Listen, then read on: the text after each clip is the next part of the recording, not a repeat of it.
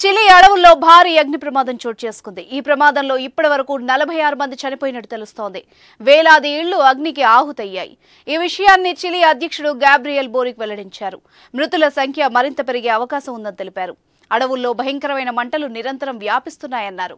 ఈ అగ్ని ప్రమాదం కారణంగా చిలీలో పరిస్థితులు భయానకంగా మారాయి. ఈ ప్రమాదంపై చిలీ అంతర్గత మంత్రి కరోలినా తోహా మాట్లాడుతూ ప్రస్తుతం దేశంలోని మధ్య దక్షిణాన 92 అడవులు అగ్నికి ఆహుతయ్యాయి. శనివారం మధ్యాహ్నానికి దాదాపు 43,000 హెక్టార్ల వరకు అడవి దగ్ధమైందని చెప్పారు. గజం కేవలం 26,000 రూపాయలతో 165 గజాల భూమి కేవలం 52 లక్షలు మాత్రమే. అడవుల్లో పెరుగుతున్న మంటల దృష్ట్యా చిలీ ప్రభుత్వం అత్యవసర పరిస్థితిని ప్రకటించింది.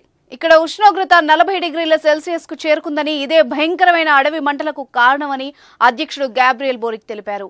బోరిక్ శనివారం మధ్యాహ్నం హెలికాప్టర్ ఉపయోగించి ప్రభావిత ప్రాంతాల్లో ఏరియల్ సర్వే నిర్వహించారు.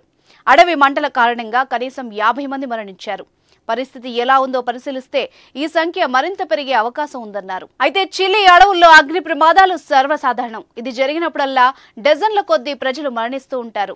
తాజా అగ్ని ప్రమాదంలో వేలాది ఇళ్లు ధ్వంసమైనట్టు సమాచారం అందుతోంది. నగరమంతా పొగతో నిండిపోయింది. అగ్ని ప్రమాదం కారణంగా వందలాది కుటుంబాలు ఇళ్లను వదిలి వెళ్లిపోయాయి. పరిస్థితి పూర్తిగా అదుపు తప్పింది. అయినప్పటికీ ప్రభుత్వం తరపున సహాయక చర్యలు కొనసాగుతున్నాయి.